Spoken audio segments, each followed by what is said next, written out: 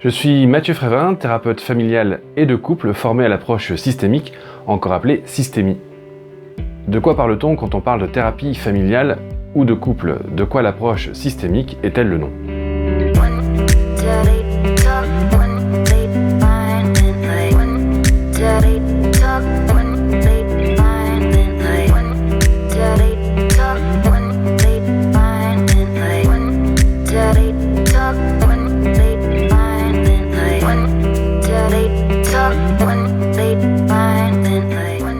Même si tout traitement, qu'il soit médical, chirurgical ou médico-technique, est en soi une thérapie, dans le langage courant, le mot thérapie est souvent associé à la forme abrégée de la psychothérapie, comme peut le souligner d'ailleurs le succès de la série En thérapie sur arte.tv. Alors, qu'est-ce que la psychothérapie? Petit détour par l'étymologie, psycho vient du grec ancien psyché, qui signifie l'âme, le souffle, l'esprit. Thérapie, également dérivée du grec ancien thérapeia, signifie traitement, soin, cure. Littéralement, psychothérapie signifie donc le soin de l'esprit. L'approche psychothérapeutique est en effet indiquée lorsque la souffrance ressentie est d'ordre psychique, en d'autres termes, morale ou affective. À noter que cette souffrance peut s'exprimer sous la forme de symptômes ou manifestations du trouble, lorsqu'ils atteignent une fréquence ou une intensité telle que le mal-être éprouvé semble indépassable. Une psychothérapie peut alors s'envisager. La psychothérapie a la particularité de soigner l'esprit par l'esprit. En effet, son traitement se fonde sur la parole ou des médiations corporelles lors d'entretiens réguliers avec un tiers soignant. Le processus thérapeutique repose donc sur la relation d'aide et la confiance que construisent ensemble là où les personnes en souffrance psychique et le thérapeute. Par son écoute compréhensive et ses interventions, le soignant doit permettre à ses patients d'acquérir de nouvelles connaissances sur eux-mêmes, comme autant de clés pour sortir du problème qui a motivé la thérapie. Pour aller plus loin sur ce thème, je vous renvoie vers la chaîne YouTube Psychorama ou vers le site de l'organisme national de santé mentale, Psycom. Les liens sont en description.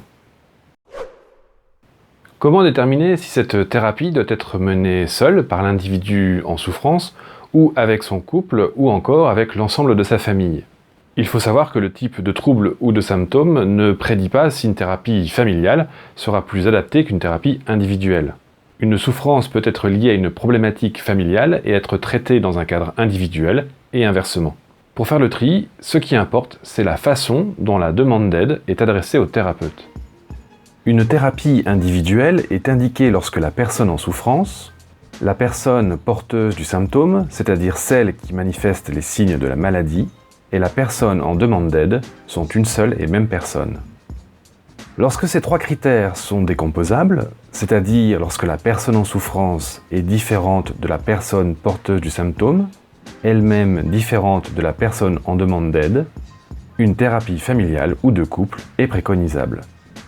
Des exemples à gros traits pour mieux comprendre. La demande d'aide suivante. Je sollicite un accompagnement thérapeutique car je souffre d'un trouble Y, laisse à penser qu'une thérapie individuelle est recommandée. Ici, la personne qui sollicite une thérapie recouvre celle qui souffre et celle qui porte le trouble. La souffrance est en lien avec un conflit intrapsychique.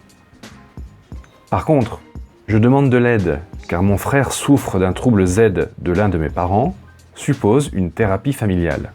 La personne qui sollicite de l'aide n'est ni celle qui souffre, ici le frère, ni celle qui porte le trouble, l'un des parents dans l'exemple.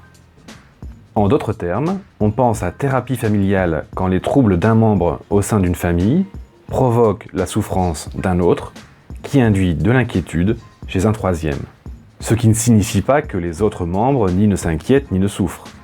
Il s'agit d'une question de présentation du vécu de la situation à un moment T. L'objet de la demande concerne les liens familiaux.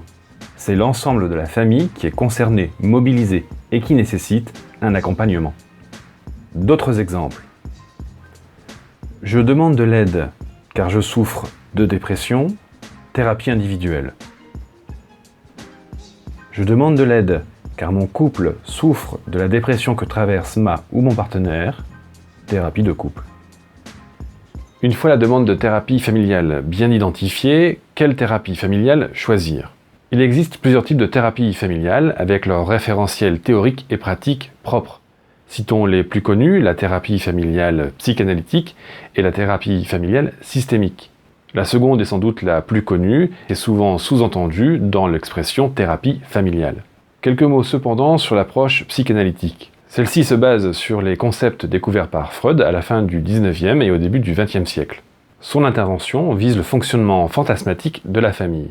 Le levier thérapeutique ou l'outil de guérison repose sur l'analyse du transfert entre la famille et le thérapeute, autrement dit sur l'analyse du rejeu relationnel d'origine infantile qu'opère la famille de façon fantasmée avec le thérapeute. Ce rejeu permet à chaque membre de la famille de vivre une expérience relationnelle différente, profitable à tous.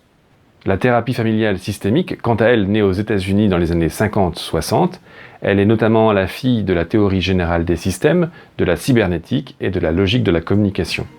L'approche systémique considère la famille comme un système humain, un tout dont chaque membre est une partie nécessaire à son fonctionnement. Autrement dit, à la santé de toute la famille, mais aussi de chacun. Au-delà de ces membres, ce qui importe, ce sont les relations et la communication équilibrée entre chacun d'entre eux.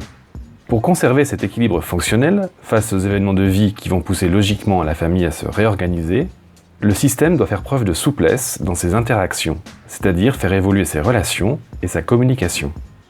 Pour approfondir ce point, je vous invite à regarder la première vidéo de la chaîne.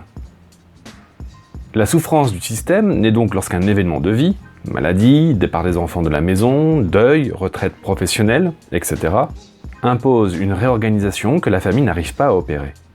Elle entre en crise, s'installe un déséquilibre ou un équilibre mal ajusté. Elle s'exprime à travers l'apparition ou la majoration des symptômes chez l'un des membres, alors défini comme malade d'un point de vue médical. En systémie, on le nomme patient désigné. L'enjeu thérapeutique se situe donc dans la stimulation des compétences de la famille à dépasser cette crise pour retrouver de la souplesse organisationnelle, pour créer d'autres façons d'être en relation et de communiquer. Ce changement dans la manière d'être ensemble vise ainsi à atténuer les souffrances dans les relations et par ce biais la diminution du ou des symptômes du patient désigné.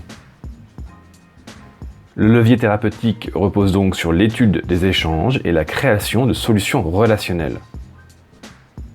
Il ne s'appuie donc pas sur une intervention directe sur des troubles médicalement constatés chez l'un des membres. Entre thérapie familiale psychanalytique et thérapie familiale systémique, laquelle choisir ? Tout dépendra des préférences de la famille, de sa sensibilité, de ses affinités intellectuelles pour telle ou telle approche. Mais ce qui sera déterminant, ce sera surtout la qualité de la rencontre avec le professionnel de soins qui compte beaucoup plus que le bagage théorique.